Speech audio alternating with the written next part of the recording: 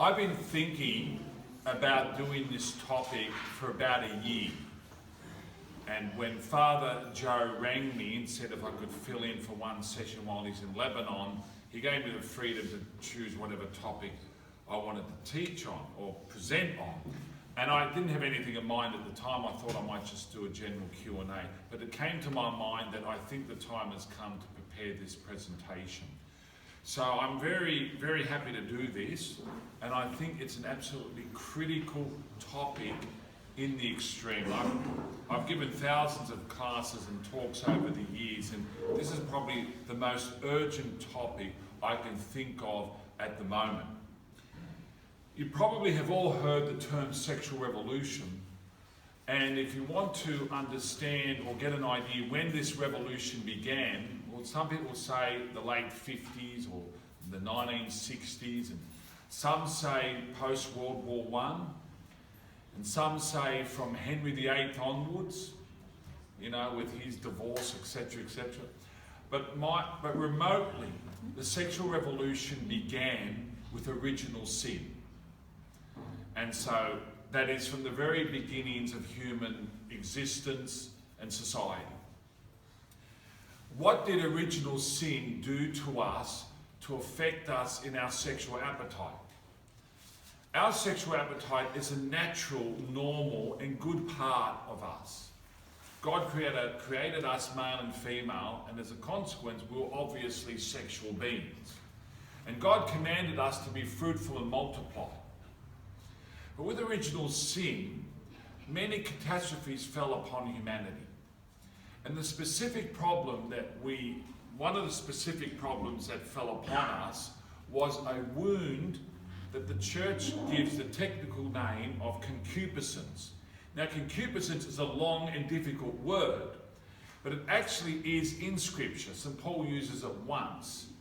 And concupiscence is a disorder. It's a disorder in our appetite for pleasure. If I want to get really technical, it's a disorder in our concupiscible appetite, which means an appetite for good things.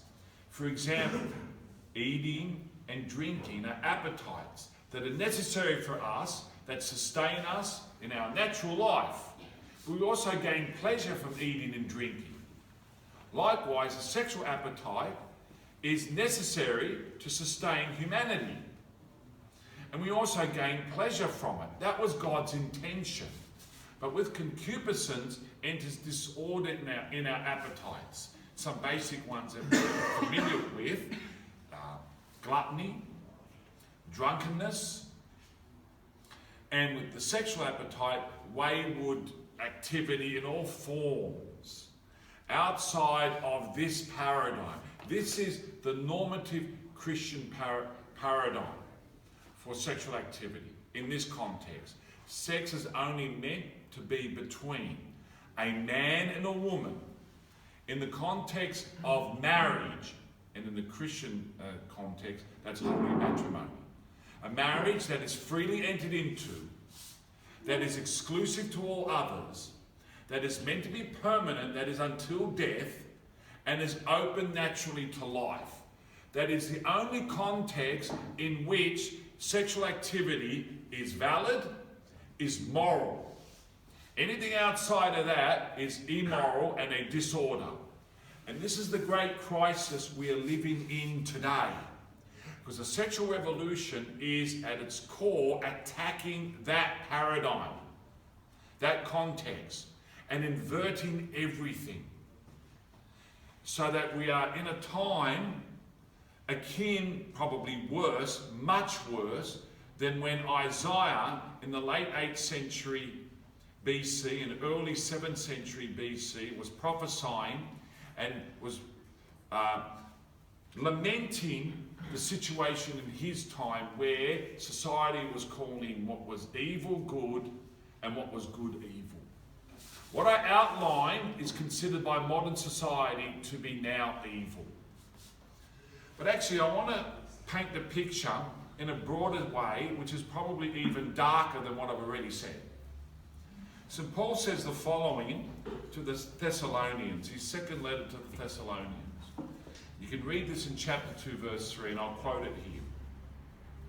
Let no man deceive you by any means. For unless there come a revolt first, and the man of sin be revealed, the son of perdition, etc.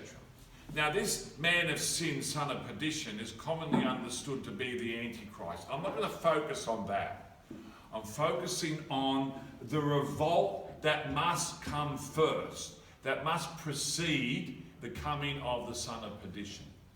I personally believe, and I've been saying this in many talks recently, that we are living in the context of this revolt. This is a great revolt. It's a revolution. It's a revolt against God. It's a revolt against Christianity, Christian order. And we are right now in the eye of the storm. And we are being battered by the storm of this revolution. Now this revolt, when I was growing up, when I was in late high school and early university years, and I was influenced by good Protestant friends that I met at school and associated at law school, they spoke a lot about this revolt. They spoke a lot about the end times and the coming of the Antichrist and the end of the world, second coming and last judgment and things like the rapture and all that. And I got the view that the revolt was, would be in the last few decades before the coming of Christ. We're in the last 20 years or so, etc. But in actual fact, the revolt has been going on for centuries. If you want to give it a Catholic perspective, the revolt really begins in the late Middle Ages. Catholic historians that are worth their salt, that are worth reading, will tell you that society reached a high point, not a perfect age, but a high point in the late Middle Ages. And they normally cite the 13th century as the high point of what we called Christendom, or Christian civilization. And this was a fruit of Jesus Christ. This was a fruit of the redemption.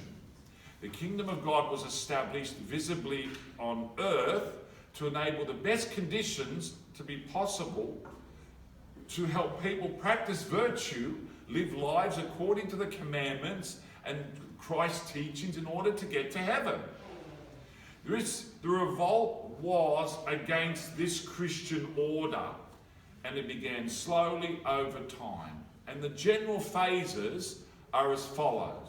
You had the Renaissance, which brought about a lukewarmness in Christendom among Catholic populations, and a revisiting of the pagan classics and pagan mindset and pagan philosophy, and Christianity, or that high Middle Ages, was now seen to be passé, old-fashioned.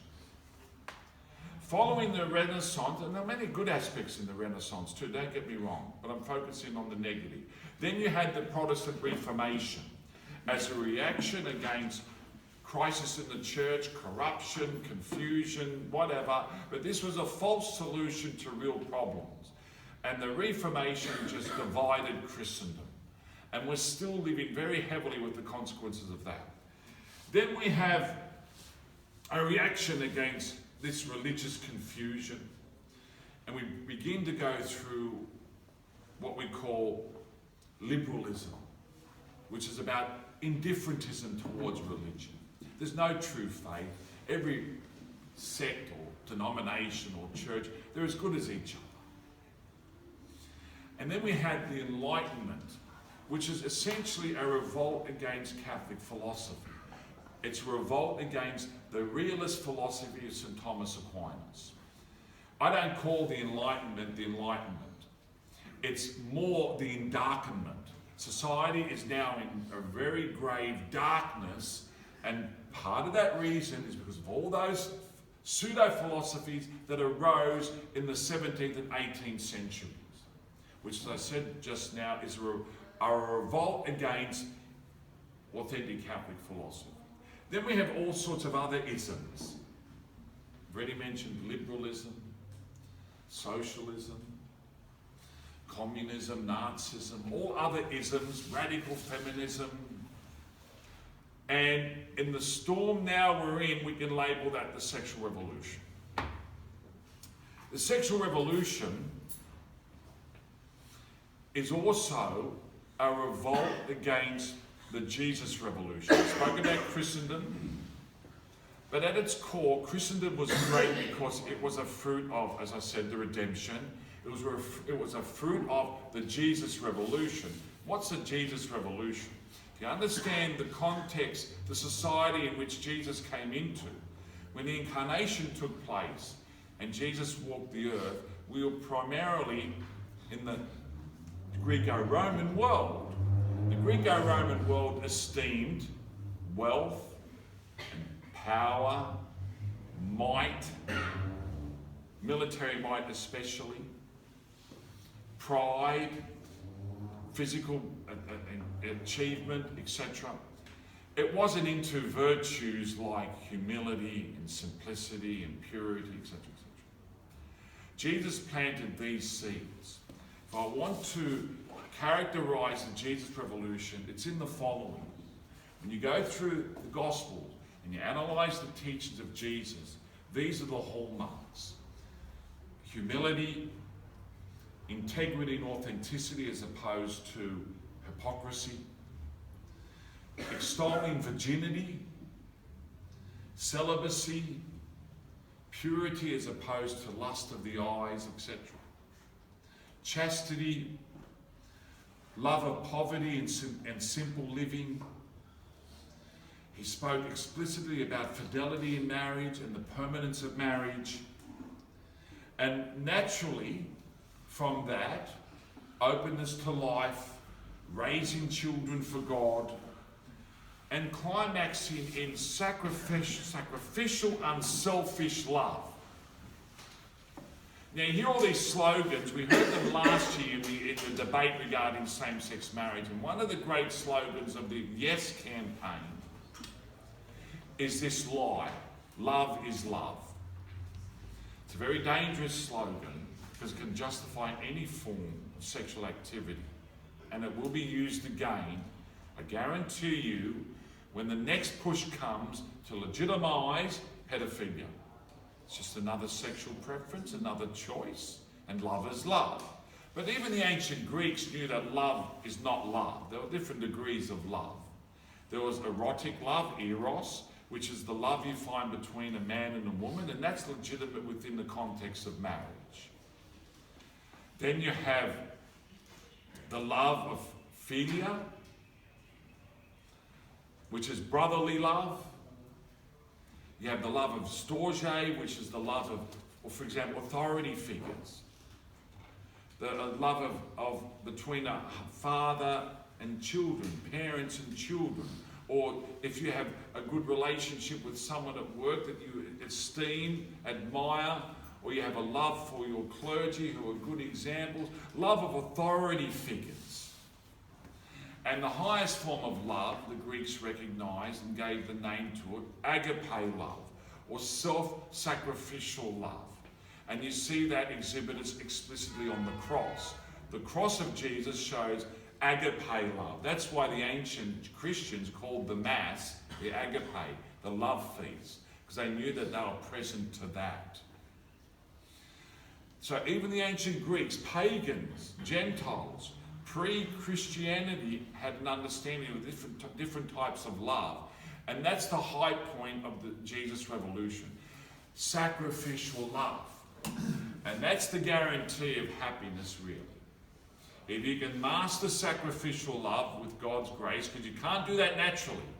Another wound of original sin was malice. Malice in the will means excessive self-love. And we cannot conquer excessive self-love by our own strength.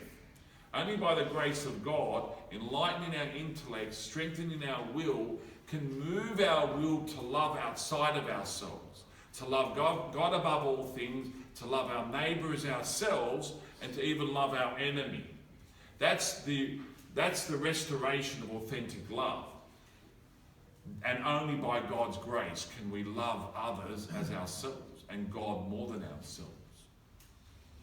That sums up the Jesus revolution. The sexual revolution is opposed diametrically to the Jesus revolution. And it's consciously seeking to destroy everything good that we know through Christianity. Every goodness that Jesus brought into the world, the sexual revolution explicitly and intentionally wants to destroy. Some give another name to the sexual revolution, cultural Marxism. Probably don't know what that means.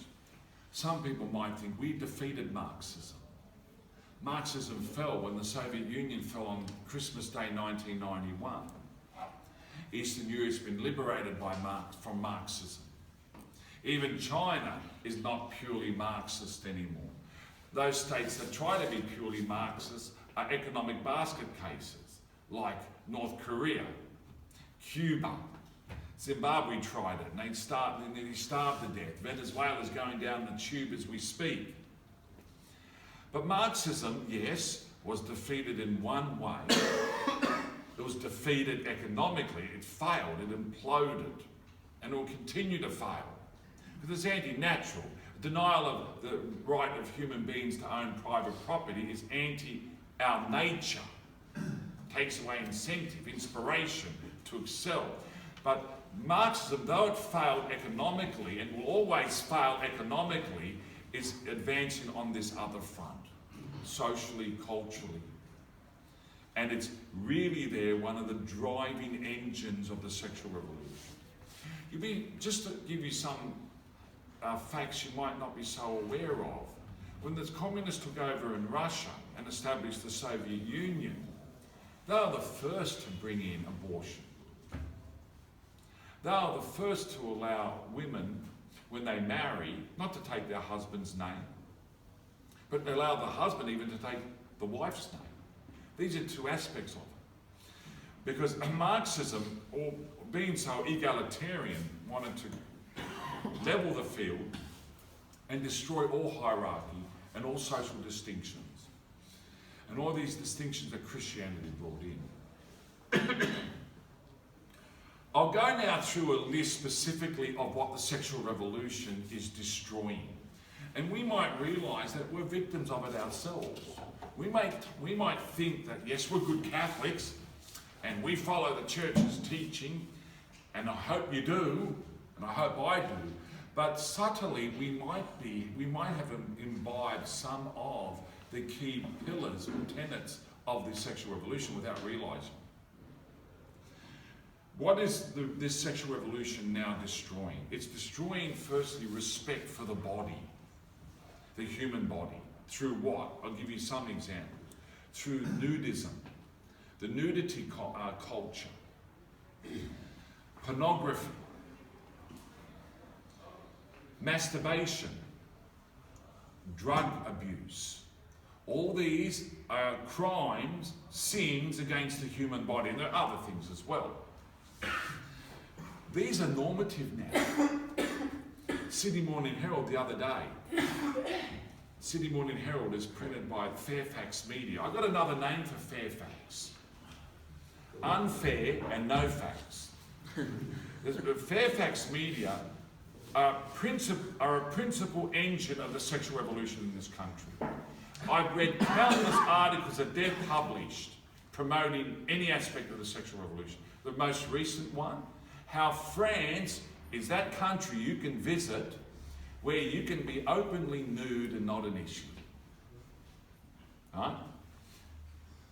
Another article, again in the last 7 days, how monogamy, just being married to one person and stay married to that one person and be faithful to that one person, that is, don't engage in adultery, etc., is really bad for men. Meaning that, opening it up there that marriage is bad because it forces you to be monogamous. Pornography. Where isn't it happening? Is it illegal? No. It's an industry. It's a glorified industry. There's this, on Netflix you can watch anything. I allow my children to watch the Dick Van Dyke Show, which is from the mid-60s. you can see the seeds of sexual revolution are there very subtly. My kids can't pick it up, they're too young. But one episode, they were glorifying the lifestyle of a man who was dressed very fancy, very suave, had his own private pad, and was never interested in marriage. This was imitating and glorifying the lifestyle of Hugh Hefner. You know who Hugh Hefner was. He founded the Playboy empire. Pornography is an industry that's legitimate in our culture today, when in actual fact it should be illegal and eradicated. It's causing enormous damage to countless individuals, even those who don't even realise it. How many times I've had young people come up to me who are addicted to pornography? What else is being destroyed? Premarital chastity. Premarital chastity. We have a fornication culture. Show me where in the media and popular culture today is the message of abstaining from sex until marriage promoted or even tolerated. It's neither. It's mocked, it's ridiculed, it's attacked, and they bring out all these pseudo-scientific studies to tell us how young people, if they try and abstain from sex until marriage, are really causing themselves psychological harm. We've destroyed the sacredness of sex. A few years back, 4 or 5 years ago, Tony Abbott used the term the sacredness of sex. He called sex sacred. Because he's a Catholic and he used to study for the priesthood, so he understands some Catholic concepts about how sex is a gift from God, how it's precious, how it's sacred because it generates new life. And God works with us to create that new life. And the media went into this uproar, particularly Greens politicians. You know, greens are really watermelons. Right? Green on the outside, red on the inside, because they're essentially a form of communism. They are cultural Marxism on the march. Now, we've destroyed this. We don't look at sex as sacred. You take God out of the picture, how could sex be sacred? It's just an instinct. It's an appetite. Let's indulge in it without restriction. So, we have another industry built on destroying the sacredness of sex, which is the prostitution industry, but we don't call it prostitution anymore. We call them sex workers because we're trying to legitimise the activity. It's another industry. And again, what am I seeing on the Daily Telegraph website last week? I forget the name of the individual, but they're running this story about this woman, and she's going back to sex work, and she says, "I'm loving it." She's loving it. We call that prostitution, and if we say you prostitute yourself, that's a derogatory term. But we got rid of that term. Okay? It's another industry, and she's paying tax, so she's contributing to the economy. That's good. Because we will always believe in gods. Money will be the replacement of the Christian God. We destroyed marriage as a sacrament centuries ago. Henry VIII and the Protestant Reformation destroyed marriage as a sacrament. Those Protestants that still accept sacraments would say baptism is, the Eucharist, as they understand it, is. Maybe some would also accept the sacrament of reconciliation, penance, confession. Few would, but some do. But they tore up the book when it came to marriage as a sacrament. Well, Henry VIII had to, because he was destroying his own marriage. We've destroyed the permanency of marriage through adultery and divorce culture. Here's another industry. Have you ever gone to the airport and you see the billboards from Ashley Madison? You know what Ashley Madison is? It's a company that seeks to destroy marriages. It's there in the face of men mostly men, that's what they're really targeting, but I don't think they just stop at men. You go to the airport, you're travelling overseas, it's always a temptation to travel alone or overseas. And while you're overseas, have a bit of fun, just contact us.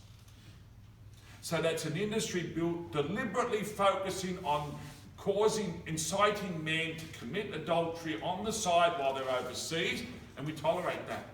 It's okay. It's registered, it's got an ABN, it's paying tax, that's good. So what if it's, inciting men to commit adultery? We've destroyed marriage per se, so there's a gradual decline. Destroy marriage as a sacrament, destroy fidelity in marriage. Now we're going to destroy marriage totally, because we'll promote de facto living and the hookup culture. You see, the cultural Marxists are telling us marriage must be destroyed because it is a social construct.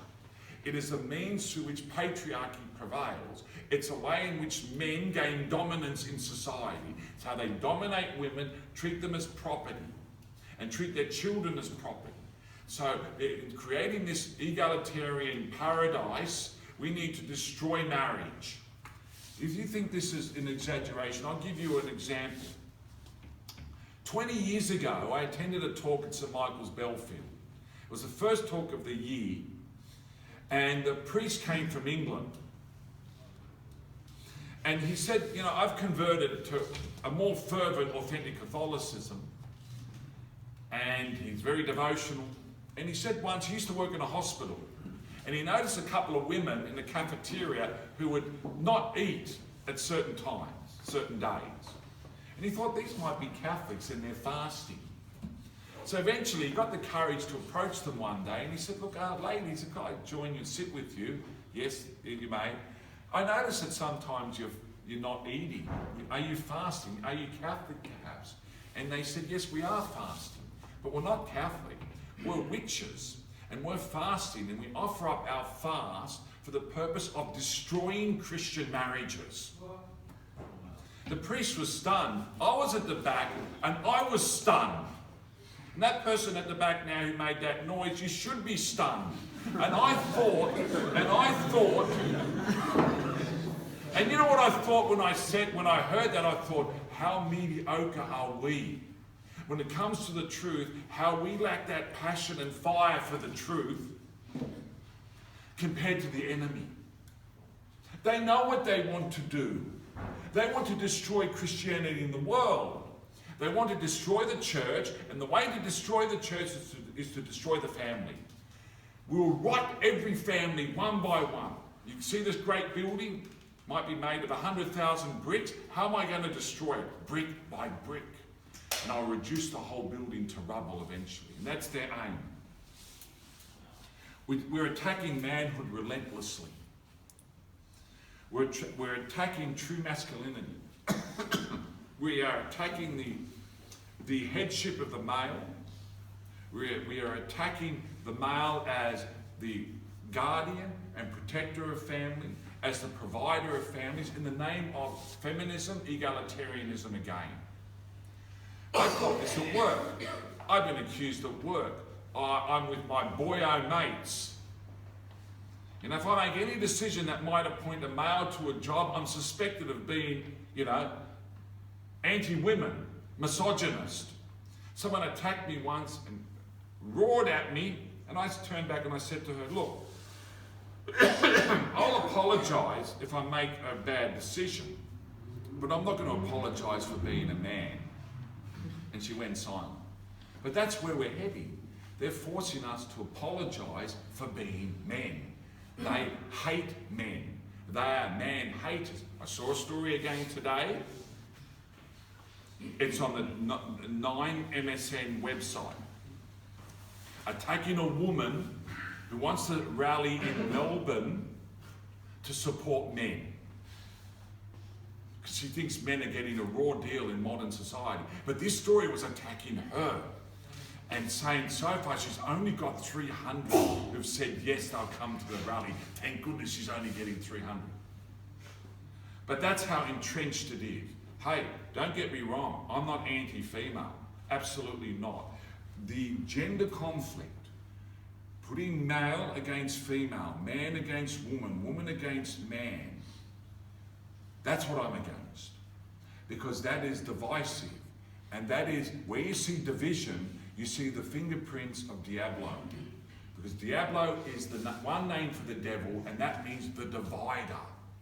The devil, through radical feminism, because some aspects of feminism were illegitimate, attacking a chauvinism that really did denigrate and reduce women to being property.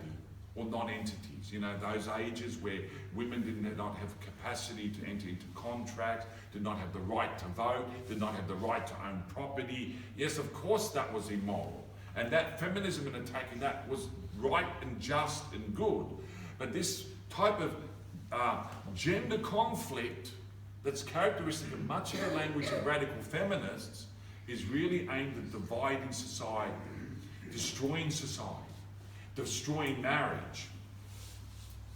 And as a consequence of attacking manhood, what is the real target? Is attacking fatherhood and the fatherhood of God. Because all fatherhood, which is good, comes from God.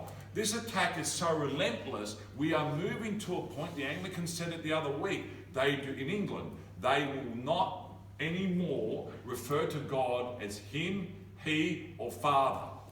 But this is the language of Revelation. This is the language of Jesus Christ. We don't call God the Father and Jesus the Son of God because of male patriarchal structures within the Catholic Church that seek to oppress women. We are faithful to Revelation. What else is under attack? Yes, of course, the complementarity of man and woman, and again, this is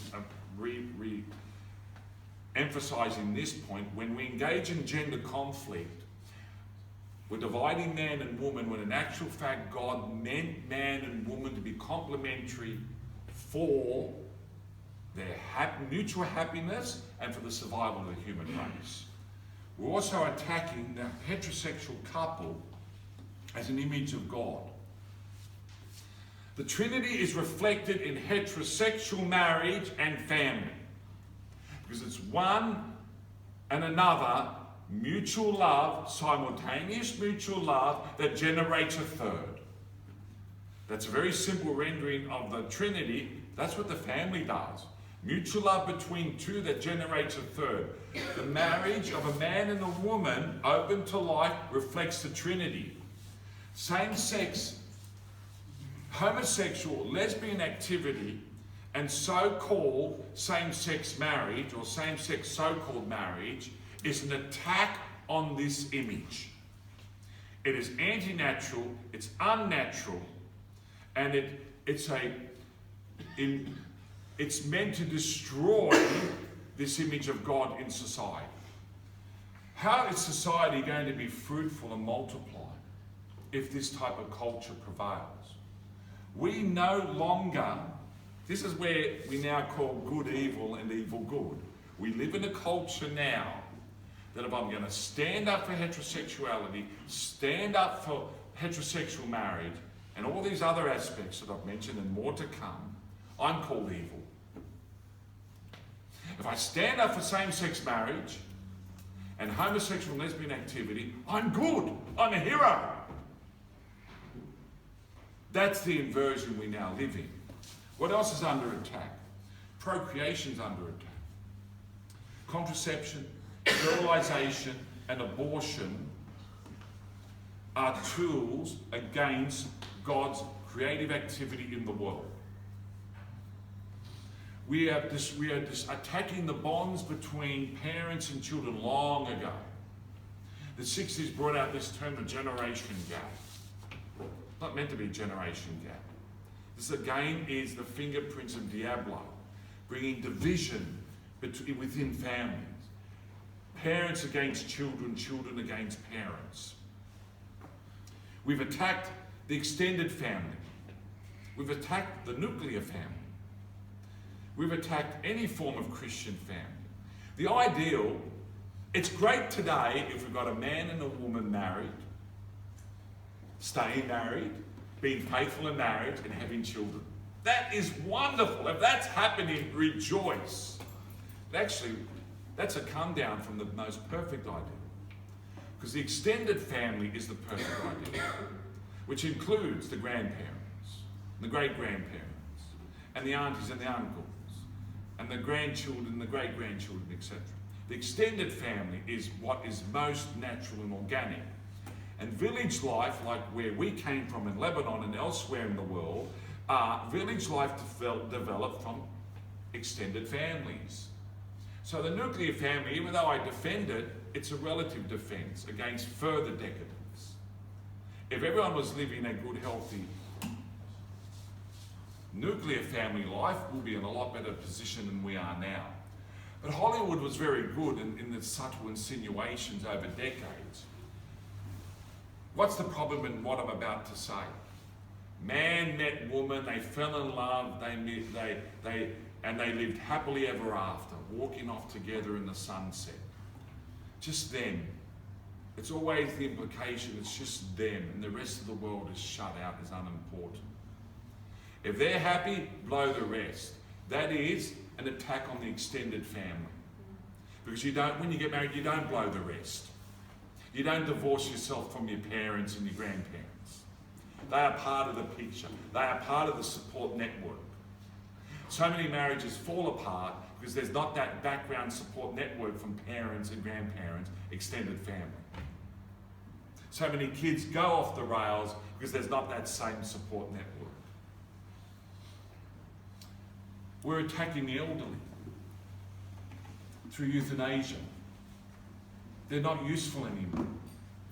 They're not economically useful. This is cultural Marxism. This is economic Marxism and economic liberalism. If you're not useful economically, then it's time to go.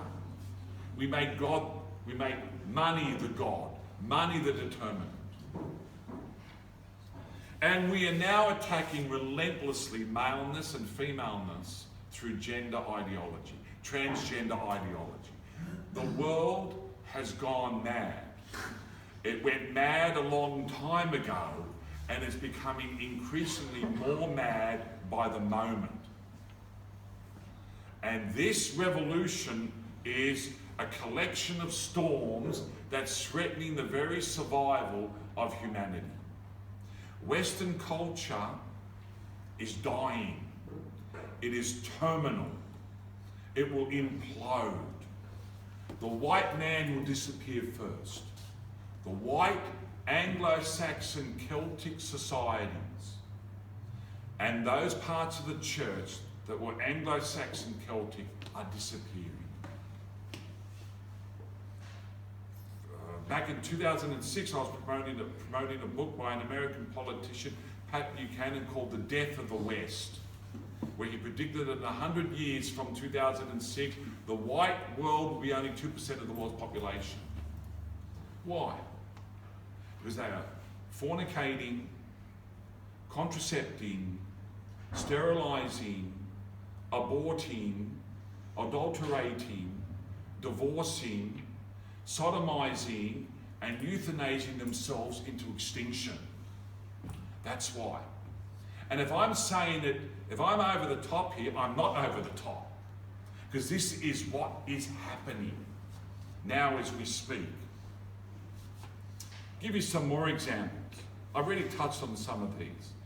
Back in the 70s, and you have shows like there are millions of examples that I can give you about how the sexual revolution is being carried into every home, every mind, every minute of every day, everywhere. The vehicles that are mostly used, of course, is the media. Television, radio, magazines, the internet, social media. It is a deluge. It is a deluge.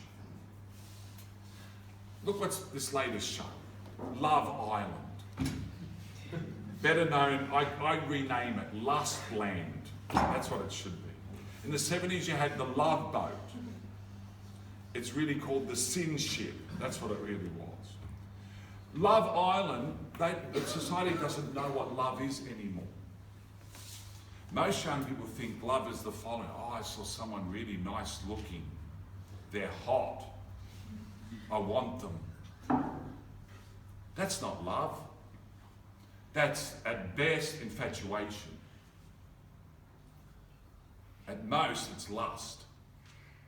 Because the love is, I want to give myself to them and I want them to give themselves to me. Love is about giving, sacrificing. It's not about taking, using and abusing and discarding. we are giving young people fool's gold. It looks like gold, but it's a lie. St. John Paul II, decades ago, said sex before marriage is a lie. Why? Because it looks like love, but it's not really love. It's not two people giving themselves to each other. It's two people taking from each other. And once they've taken what they want, and they're over it, and they're bored of each other, they'll just discard each other. No strings attached. Friends with benefits. There's another example of a miserable program in recent times. And of course, how could I forget Hollywood as one of the greatest, if not greatest ever, engine rooms of revolution? I'll give you two more examples. And these are in the public realm. 3 examples. And I don't care if this goes viral.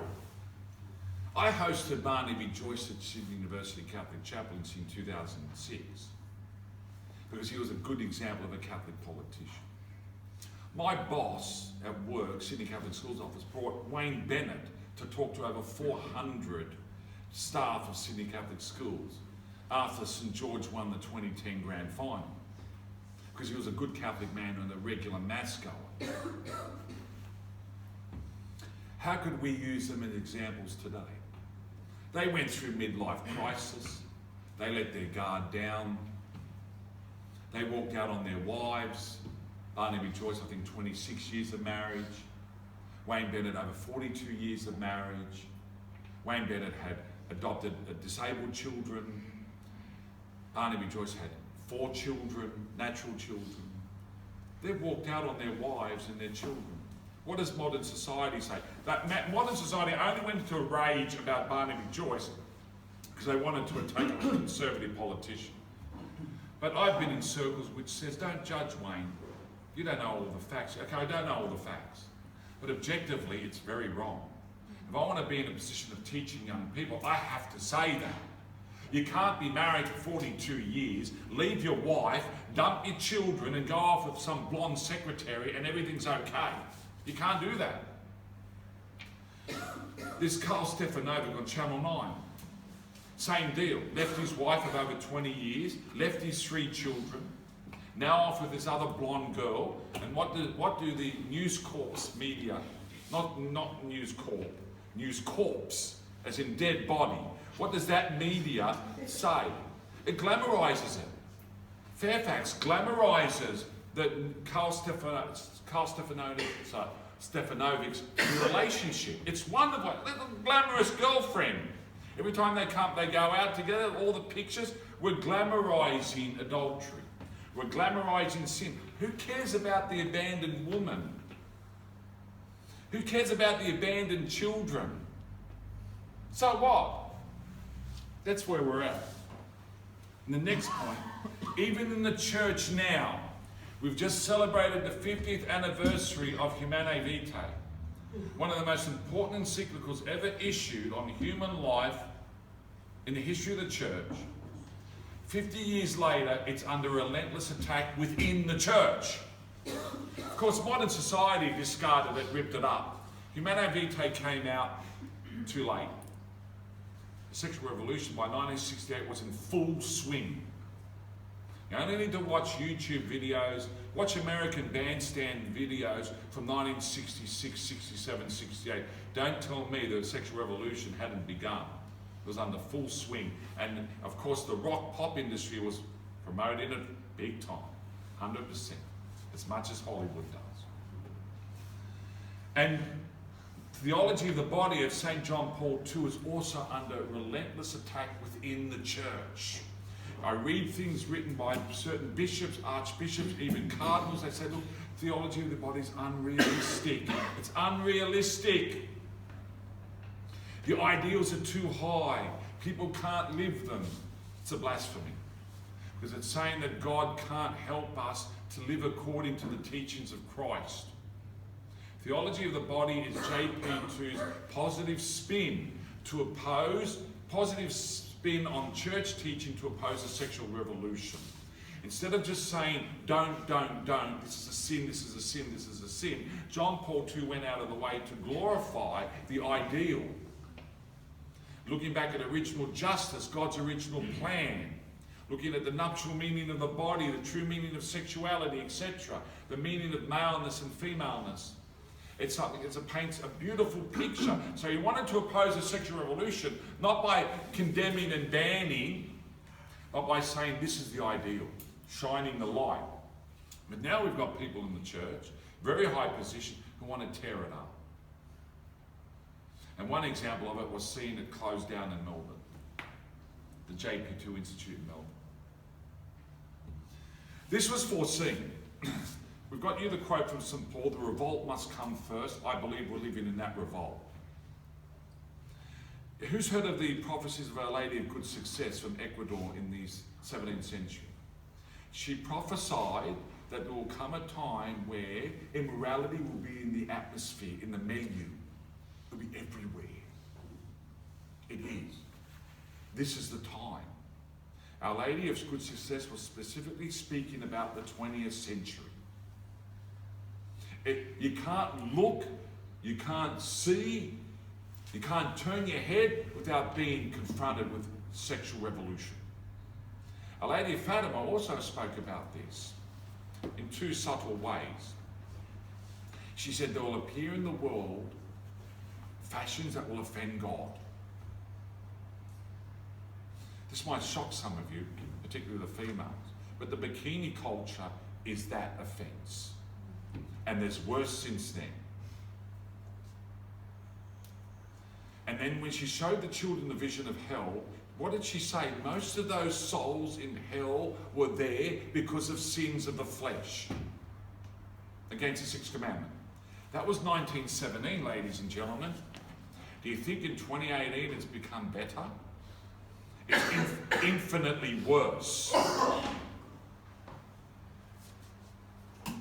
We think now we are free.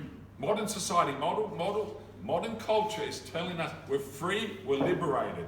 It's a lie. We are now more enslaved than ever. We're enslaved to our passions and appetites, disordered passions and appetites. You want freedom? That only comes from Jesus Christ. His revolution brings freedom. This counter-revolution against the Jesus revolution is re-enslaving humanity and bringing humanity back into pre-Christian paganism. What Jesus and his disciples pulled society out of. We're doing it better though. We're doing it better than the ancients. I've been to Pompeii in Italy, buried by Vesuvius. I've seen the prostitution houses that have been uncovered and all the sexual devices that they found that the Romans used, which were normal. People would say, oh yeah, Pompeii must have been some sex capital. No, it wasn't. It was normal society in Roman times. Pompeii and all other Roman cities would have been like that. Phallic symbols everywhere. It was normative. That's what we've gone back to. But we're doing it better because we've got better science, medicine and technology to do it better than the ancients. But don't think this sexual revolution is just going to stop at giving everyone freedom. So you're free. If you want to live a Catholic life, that's okay, you'll be free. And if you want to do the opposite, sexual revolution road, you're free. It's not going to stop at that. It's going to say you are free, and you are free to destroy them. The sexual revolution will come after us to destroy us. They are destroying society. It's deconstructionist. It is destroying all structures. Everything that Christianity built up in and through and around the family, they are intent on destroying. And any remnant that intends to resist will be destroyed ultimately. Because we shamed them. Our very existence is what they hate, is what they want to eradicate from the earth. Those good Catholics who want to pursue the Benedict option. Who's heard of the Benedict option? Let's get out of mainstream society. Let's set up our new communities out there in remote areas like St. Benedict did. in the 6th century AD, and we rebuild society, and there are good Catholics. They are good Catholics. They are great Catholics. In Australia, they want to gather around Albury and Wagga and all those areas. Okay, we'll set up our own Catholic culture, Catholic village, Catholic town. Good on you. Do you think they're going to stop there? They will come after them eventually.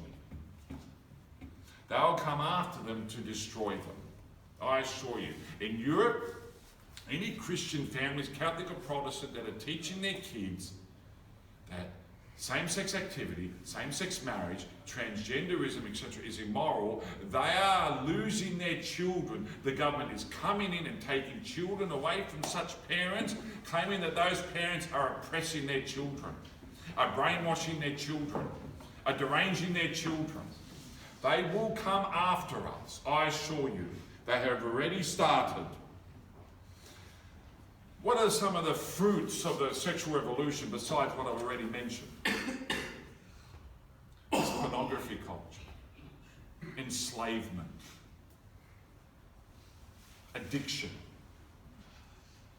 Do you think people are happier? The sexual revolution went out there. Go look at some YouTube videos. Go look at YouTube videos on the Woodstock concert in 1969.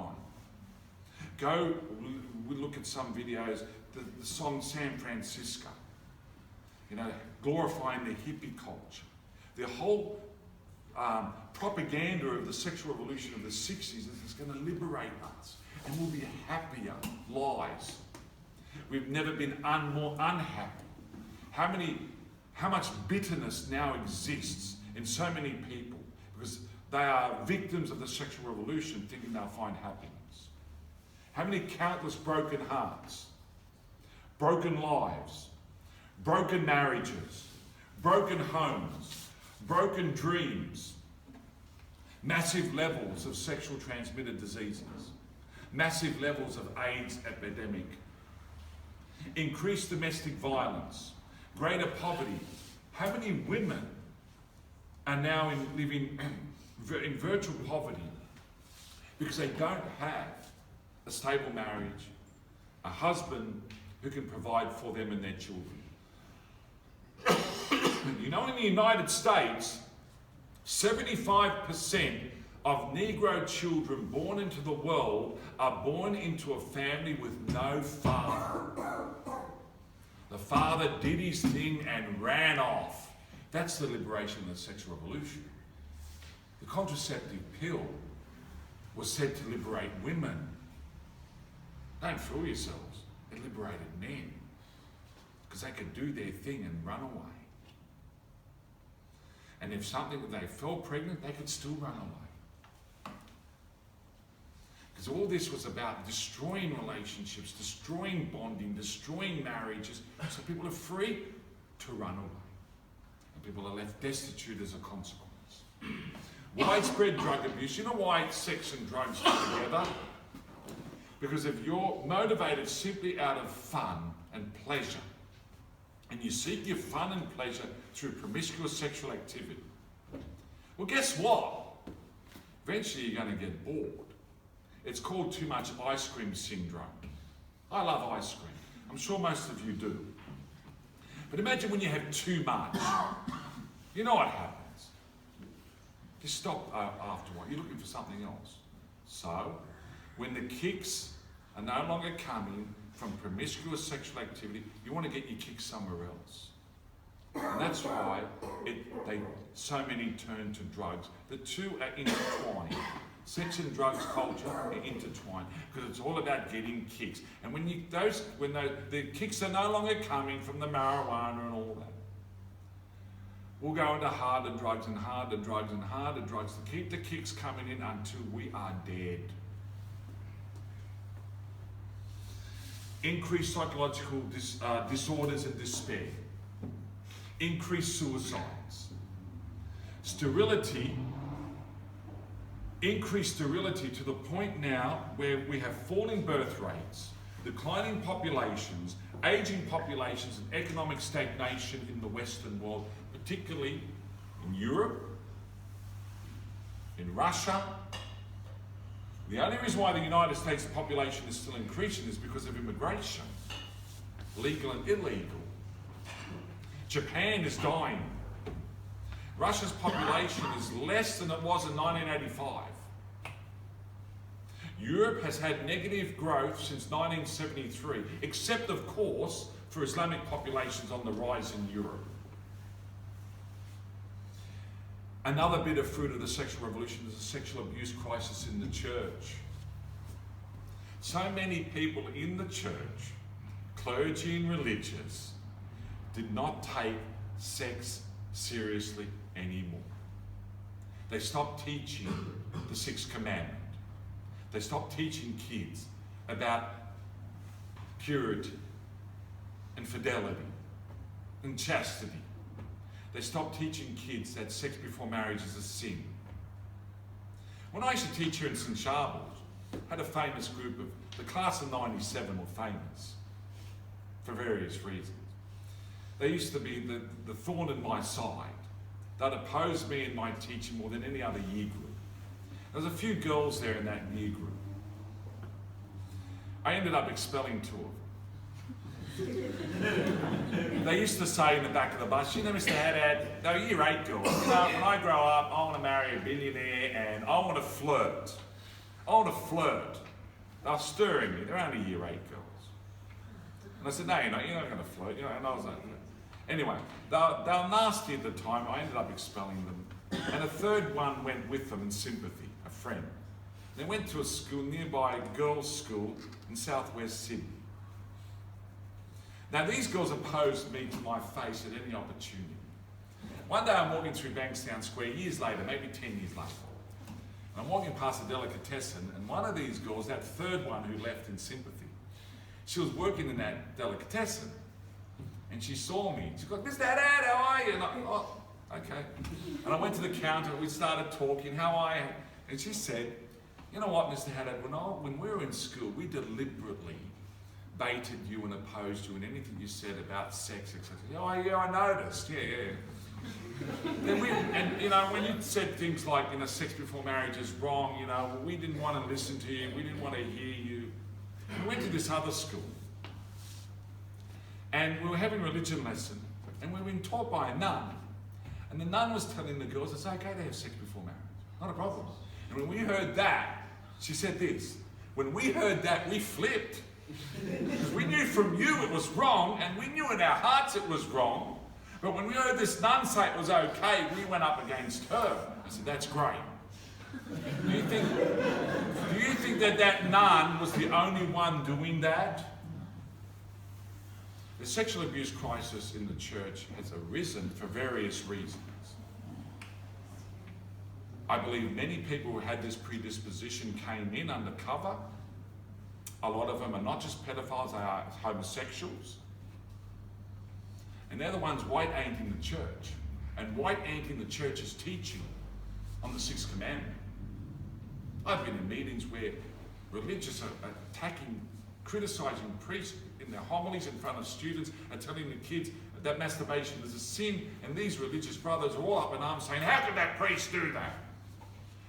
Because they're teaching the church's teaching, and you're not. Is there any reason why these religious orders are dying? Because faithlessness equals fruitlessness in society and in the church. How do we fight this? Because I've given you all the bleak picture. Happy to do that. Now we come to the next phase. How are we going to defeat the sexual revolution? I think we're at a stage now only God can defeat the sexual revolution. But he will defeat it. In fact, he doesn't have to do anything to defeat it, because it will implode, it will collapse, society will collapse. You know why the Roman Empire fell? It didn't fall because the barbarians overwhelmed the Roman army. There was no Roman army left to defend the West because of depopulation. The Roman Empire was in a spiral of depopulation from the late 2nd century onwards. So for over a 230-year period, it would come to the point it couldn't raise the legions necessary to fight off these barbarians, who were barbarians, but at least they were having children. Because the average Roman birth rate was about 1, And female infanticide was very high. And China, by the way, is going through that crisis.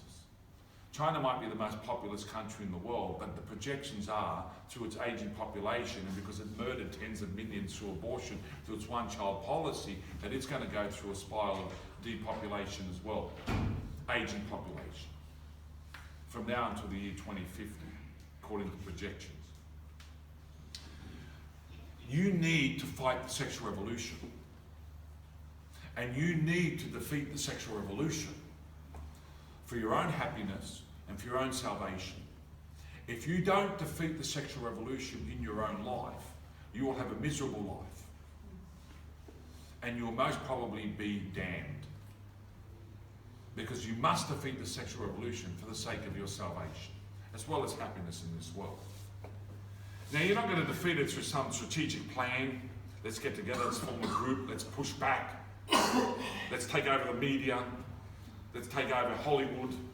Let's take over the church, and we'll fight them off. That's not what I'm about. I'm about how you personally can defeat the sexual revolution. And you have the weapons. And you exercise some of those weapons tonight.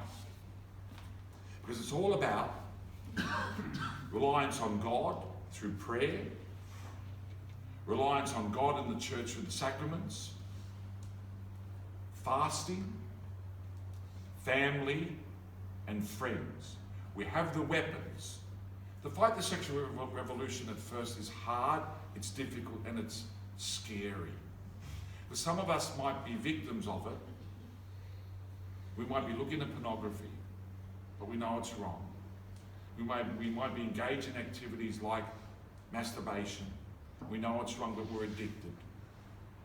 We might be having loose sexual relationships in years past or for many years, and maybe still now, but it's hard to fight. And it is hard to fight. And no one's saying it's easy. And even when you get on top of that, it never gets easy. When does the war against the sexual revolution in your life end?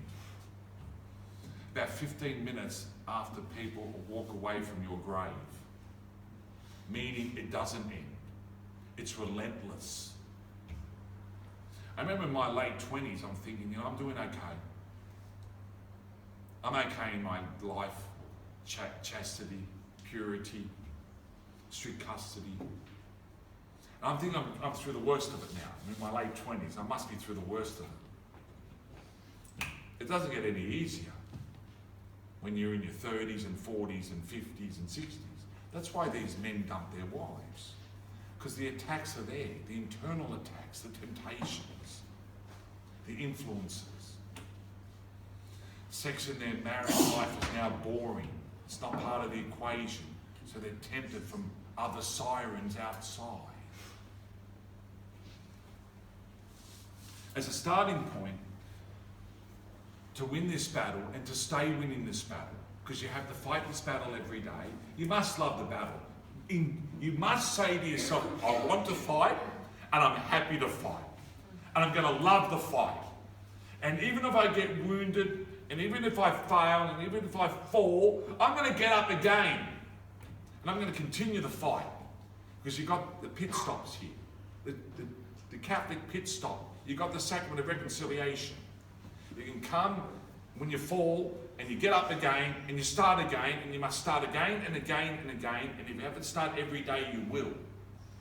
That's the first point you've got to get into your head. I want to fight, I will fight, I'm going to love fighting, and even if I fail and fall, I'm going to get up again every day for the rest of my life. If I fall, that doesn't mean defeat. You have to pray every day. Every day, for the rest of your life. What you did tonight was superb, was brilliant, was magnificent. You don't have to do that every day. You have to commit to a daily prayer, and the day you stop praying is the day that your death sentence has begun. So don't stop praying. And when you're married and you're having a family, you must pray with the other members of your family, because that's the glue in the family. Don't make your wife, your husband, and your children a stranger. You must have that connection every day. I'm afraid of how much time I'm away from my family. tonight. When I left, I'm knowing I'm going to be home after the girls go to sleep. I thought, you must pray before you sleep. You must pray with your family, because that's the glue. Our society, the sexual revolution, is telling families need to disintegrate. How many times, that's another thing you hear in the media, mocking men and women who are still at home in their 20s and 30s, still living with their parents, because society wants to disintegrate the family. No, we have to reintegrate the family. You need prayer as a glue in the family to stay connected with your children. You must examine your conscience every day. You must do that in any case with an act of contrition. Or if you receive communion, you must do that. And if you receive daily communion, you will do that. You must be self-conscious and aware, but without developing scruples, without developing, what do they call it? A certain type of psychological condition. I forgot the term now, it'll come back to me later on. But as part of this, you must connect to a good priest, or someone who's learned and intelligent in the faith, to bounce off and to get good advice, so that you don't become, someone who's so worried about sin, and that every time you look at someone, oh, I've sinned, that you're running off to confession 5 times every 5 days. No, you don't want to be like that. All right? Regular Mass, minimum, of course, every week, every Sunday, and the more the better. We need to restore an ancient church practice of daily Mass for Christians. If you think daily Mass is very hard, the answer is yes. If you think you can't do it, the answer is no. I've been doing daily Mass. It's the heart of my life. I will never miss daily Mass if I can. I arrange my day so I can get to daily Mass. If I know I'm travelling, if I know I'm going to an airport, if I know I'm going to be away, my first priority is to map my day to see how I can get to Mass that day.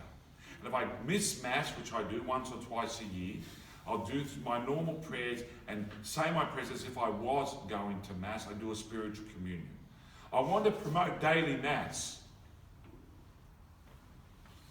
And if some of you take up daily Mass as a consequence of tonight's talk, wonderful. You must fast. Fasting is essential because it develops your discipline over the body. We've lost control of the body because of original sin. Concupiscence, remember, the flesh and the spirit are at war. This is the language of St. Paul. Letter to the Colossians. It's the flesh that it's wayward. Before, when we were in original justice, our bodies were spiritualized under the dominion of the Spirit and grace. There was that beautiful integrity, harmony, peace. No conflict and tension between the spirit and the flesh. One tool that you use to gain ascendancy over the flesh is fasting. If you can control your eating and your drinking, if you can engage in self-denial in those respects, then you've got an extra strength developed to resist sexual temptation. I don't think you can go without this weapon. It's the same if you have a drug addiction. One thing you need to develop is this discipline of abstinence and fasting. You need to read scripture. You need to read good books. You need to read lives of the saints. Don't go into the heavy theology and philosophy and the apologetics straight away. You need inspirational reading. You need to read the lives of good examples to inspire you to want to be holy, to want to be chaste. You need to have regular confession.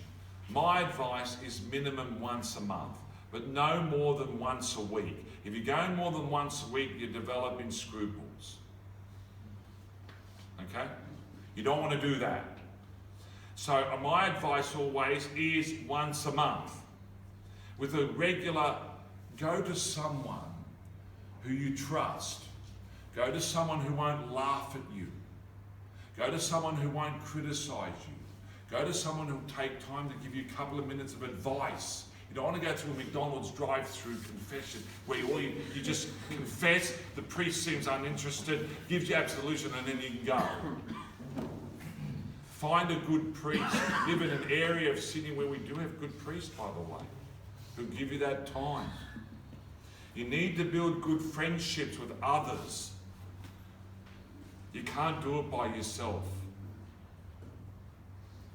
You need to fight with others who want to fight. Even these perverts that infiltrated our church, they got together and they formed nests of pedophiles to support each other. We need to form good nests of real friendship, spiritual friendship, companionship, support, prayer. And that includes friendships within families as well. Sometimes families are the biggest enemy. I call it Nazareth syndrome. It's in Scripture. Jesus said it. You're not a prophet in your own home. But you need to take the strength you get from friendships and form those bonds within family. You need to practice custody of the senses. What does that mean? You've got to be careful what you watch, what you listen to, what you read, what you surf on the internet, what interactions you have in social media. This is a huge problem. As I said, remember Our Lady of Good Success? The atmosphere is going to be permeated by immorality. You need to have this discipline. You don't look at anything that will excite you sexually, except your spouse in marriage. That's the only thing. And that takes a lot of discipline. You don't look at the billboards with mostly naked women. You don't look at the covers of pornographic magazines or other magazines.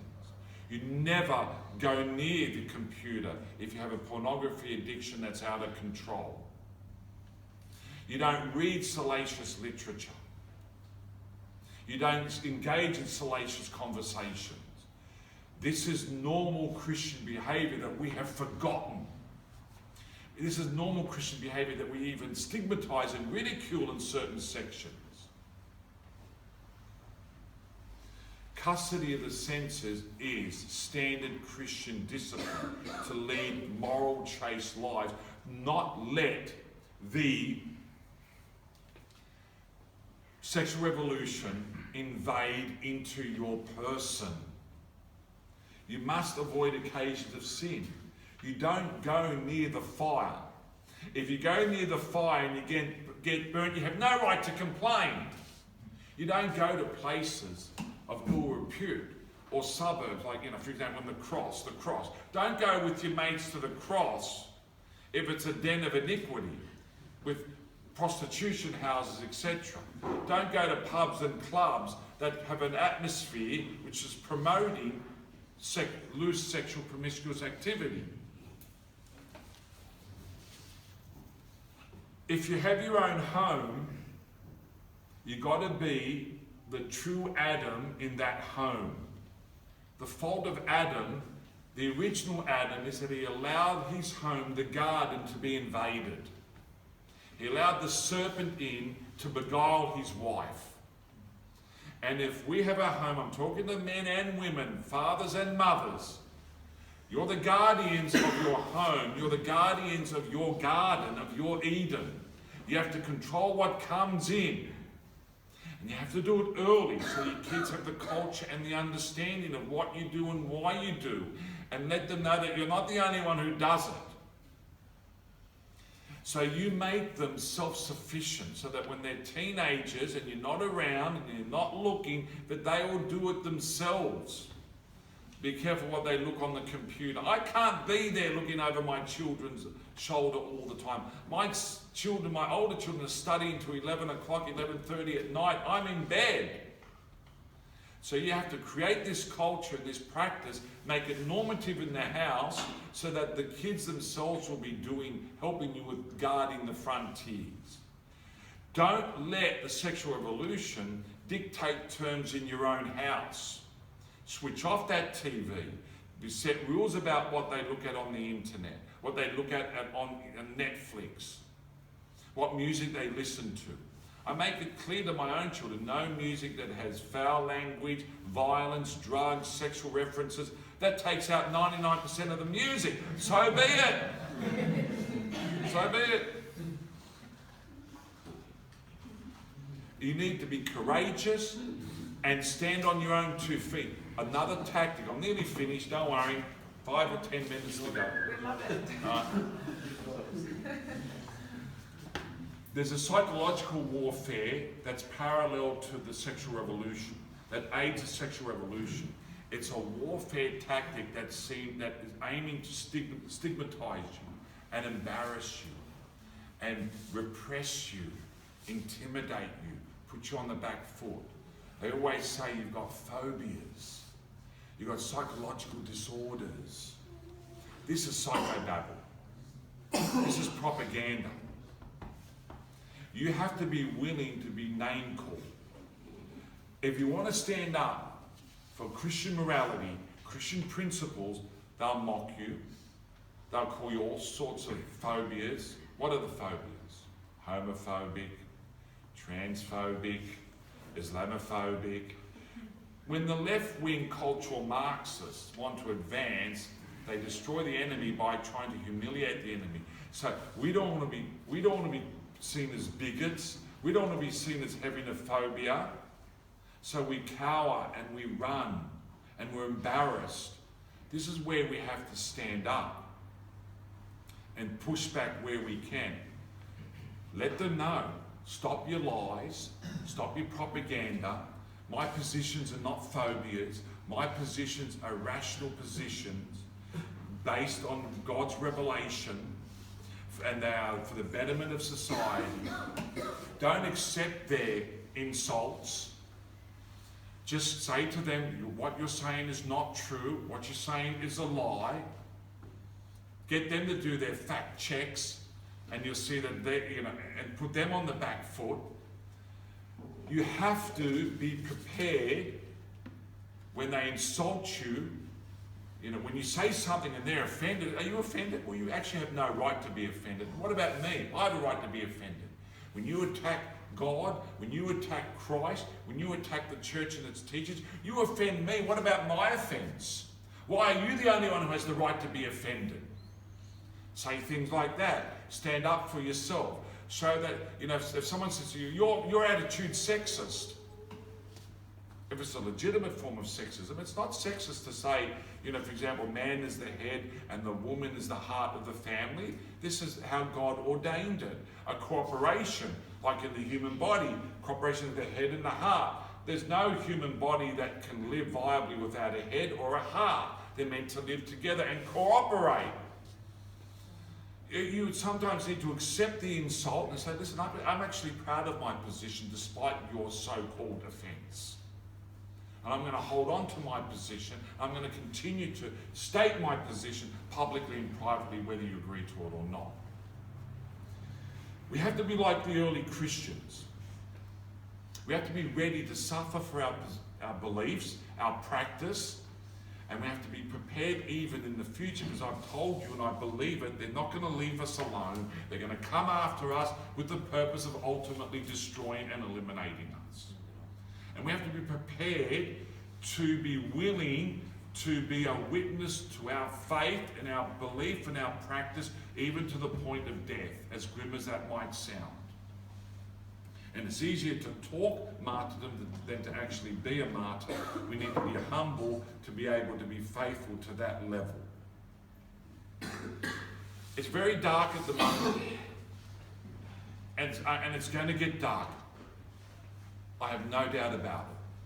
The sexual revolution has a lot more territory to conquer, in and outside of the church. We never give up. We must not fall to despair. This is not a talk about hopelessness and despair. This is a talk about how we can win against the sexual revolution. An authentic Catholic life and practice, in prayer, in sacrament, in fasting, in discipline, in community, in friendship and family will defeat the sexual revolution in your life. And when you gain mastery over the lusts of the body, you will be a very happy person. You'll find a great peace and a great contentment, but you never let your guard down. It's a relentless battle to the very end. When you let your guard down, you'll be like Adam letting the snake into the garden, and you'll be defeated. But in this struggle against this evil, there is no defeat. If you're faithful, you only will win. And if you're faithful to the end, there's no doubt the final victory will be yours in your personal life. On that note, we'll finish. Thank you.